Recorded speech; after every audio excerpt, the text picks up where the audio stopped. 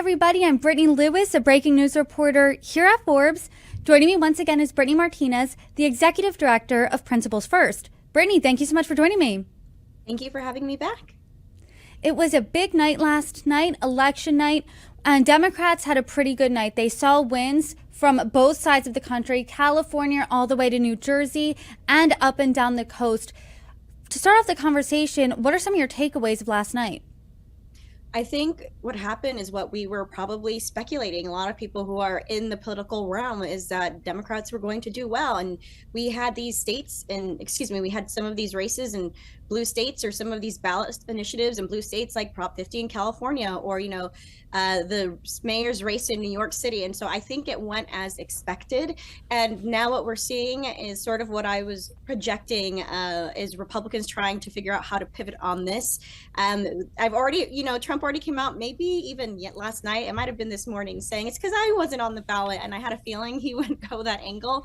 But yeah, I think what happened is what was going to happen, and not to mention, it looks like Republicans are starting to get blamed for the government shutdown. I think the last time we talked, they had actually done better when looking at polls and Republicans and Congress and how you looked at Republicans. And so now I think they're starting to finally feel those ramifications, which makes sense because they have the White House, the Senate, and the House.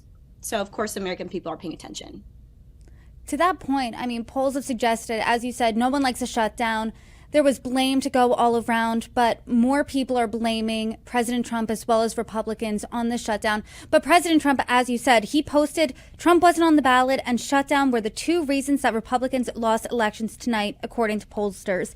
He doesn't think that this was a referendum on himself. However, Democrats do. Senate Minority Leader Chuck Schumer had a statement out that said this: tonight's results are a repudiation of the Trump agenda. The cruelty, chaos, and greed that define MAGA radicalism and our skyrocketing costs were firmly rejected by the American people. Where do you land on this? Do you think that last night's results were a referendum on Trump? 1 to 10, where do you think that is? 10 being full referendum, 1 being 0. I would land it at probably 6, 7. Oh, in case you're watching and you have a child, that is a new thing they're saying is 6, 7. So that was not on purpose. But anyway, so pop culture, you get a little bit of everything here. So I would put it at like a 6 or 7. Because these states are generally blue states. I would have been interesting to see something like, a Florida, perhaps, right? Or maybe like a red area of Texas. I think that could have been a good indicator as well to see where we are, and would have been able to sort of give us a more balanced view, as opposed to these blue areas. But I do think that Democrats here, and to Schumer's point, I think that he is, I'm not a big fan of Schumer. I think that he is the leader of one of the leaders of the party that is leaderless, right? And trying to figure out where they go from here. But to his point of it being a referendum, I think that Democrats need to take this win, stay hungry, but not get complacent. And that is going to lead them to success probably next year in midterms. However, we still have a year to go when it comes to midterms. Who knows what's going to happen? But now that we're officially in the longest government shutdown ever, and the second one was also under the first Trump administration, it doesn't bode well for Republicans. And I know that those were the top races everyone was following last night. The New York City mayoral race, the race for governor in Virginia and New Jersey, Prop 50 in California. There were smaller races, though. One in Pennsylvania, the voters there approved to retain 3 Democratic state Supreme Court justices for an additional 10-year term. And 2 Democrats won seats on Georgia's Public Service Commission. And obviously, those races aren't as big as the governor's race. But should Republicans take anything from that, saying, hey, last year Trump won these states, now Democrats, in Georgia's case, making history for the first time in almost 2 decades? Do they take anything away from that? I do. I think that they need to be paying attention and say, like, hey, listen, maybe people are paying attention to when Trump keeps saying he's going to run for a 3rd term, and that is concerning, and him wanting to circumvent the 22nd Amendment. Maybe Americans are concerned about the fact that the National Guard is being sent in, and that we have the president saying that, oh, for the National Guard, our American cities are going to be your practice ground.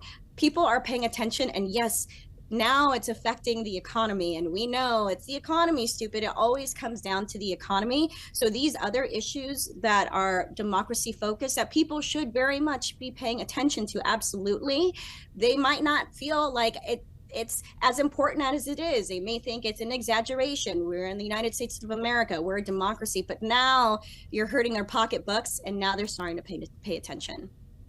I literally just said it's the economy, stupid, in my last conversation, because Democrats lost a large part in 2024 because voters thought that Republicans were better equipped at handling the economy, making things more affordable for the everyday American. Now Democrats ran with that in New York. That's more people voted for Mamdani because of that. Affordability was talked about heavily in the governor's races in New Jersey as well as Virginia. I mean, it seems like Democrats ran away with the affordability problem. How do Republicans get that back, in your opinion, in 2026? Because it doesn't seem like it's being solved if opposite parties are winning year over year.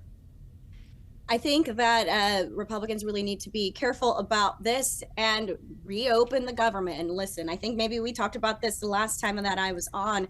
I'm a Republican strategist, but at this moment, I'm really disappointed with the leadership, especially when it comes to the constitutional things that I've already mentioned. And I don't have to be beholden to anybody.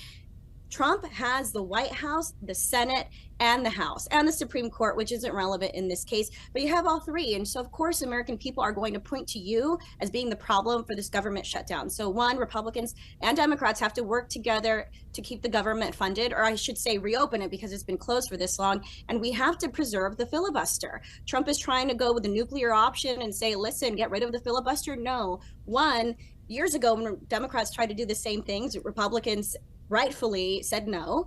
I think we have enough Senate Republicans holding the line, saying we're not doing this. Not only does it set a dangerous precedent, and Democrats could potentially do this in the future, but stand for what you say and don't be a hypocrite. So I think that they need to focus on that. Not to mention 63% of Americans in a poll just said that Trump is doing worse on the economy than they expected. That's terrible news for Trump and for Republicans, especially as he touted on the campaign on the campaign trail, excuse me. He touted on the campaign trail how he was going to fix everything. And guess what? He's not. And the government shutdown, longest in history ever, that is a terrible reputation to have and a terrible marker to have as president. And the timing, I had another conversation earlier about the election, and the strategist there was saying timing is everything when it comes to politics. And really, I think this shutdown couldn't come at a worse time for people, because now more Americans are saying in polls, I'm focused on this shutdown. This shutdown could and will affect me, whether it be SNAP benefits being halved in November, the month of Thanksgiving. 1 in 8 Americans approximately rely on SNAP benefits. They're only getting half of those benefits. Then you have things like transportation. Transportation secretary said, hey, the air travel is going to be chaotic. It's the holiday season. People are traveling all over. I mean, no one wants to hear that. I mean, no one gets more angry than people in an airport when their flight is delayed. I mean, you really see some monsters in the airport. I mean, do you think that the election results last night are going to have the effect of bringing people to the table? Do you think Republicans might say, hey, maybe President Trump was right. This election did come down to the shutdown. We need to end this now. Do you think Democrats will say, hey, we had a good night. Maybe now is time to have the shutdown? Or the opposite, where they say, hey, people really like when we're fighting for healthcare, when we're fighting against Republicans, we should really hold the line here and stand firm on what we want. Maybe they're thinking perhaps there's less room to compromise. I mean, where do you think that the shutdown conversations are going to go from here? Because as you said, we made history today as being now officially the longest shutdown in American history. Republicans, this should be a wake-up call for them, and they should work with Democrats to reopen the government, and vice versa. Democrats should work with Republicans. I think that there's one line of thinking of where they'll say, hey, we just won, and Americans are really angry at Republicans. And so I hope they don't be political and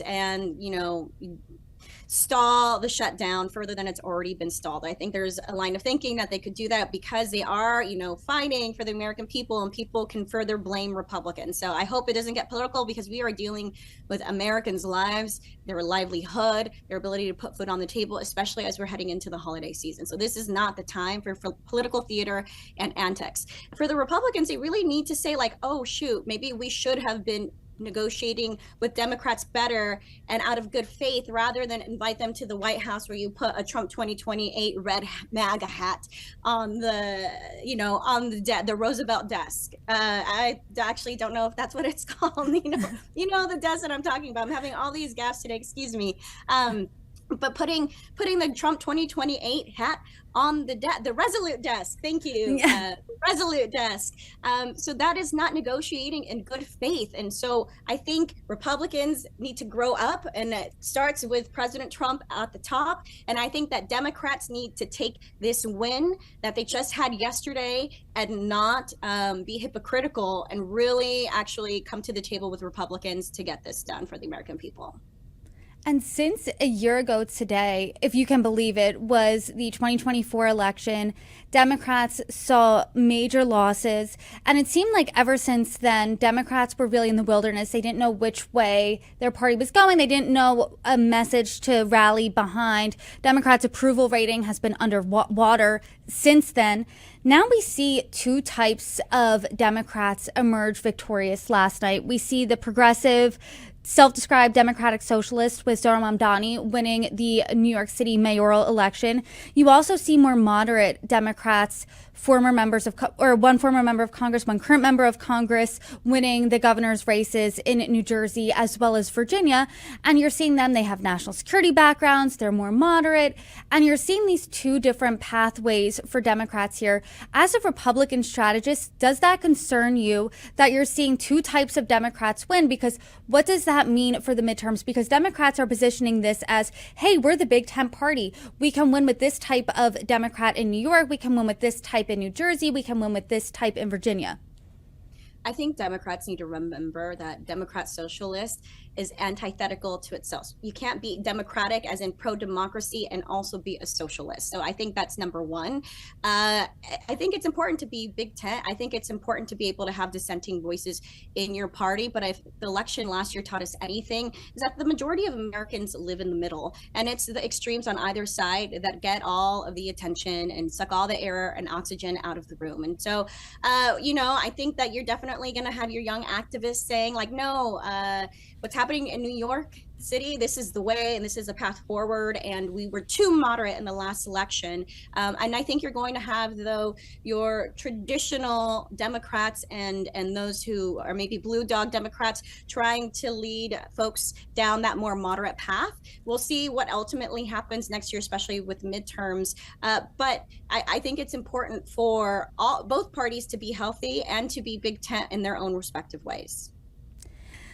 I love talking about election results, but this year was an off-year election, and I'm curious, when we're looking at 2026, are Republicans taking anything from last night and applying that to the midterms? Because we are going to be seeing a lot more races, bigger races, a lot more people on the ballot. I mean, what are they taking away here? What lessons did they learn last night?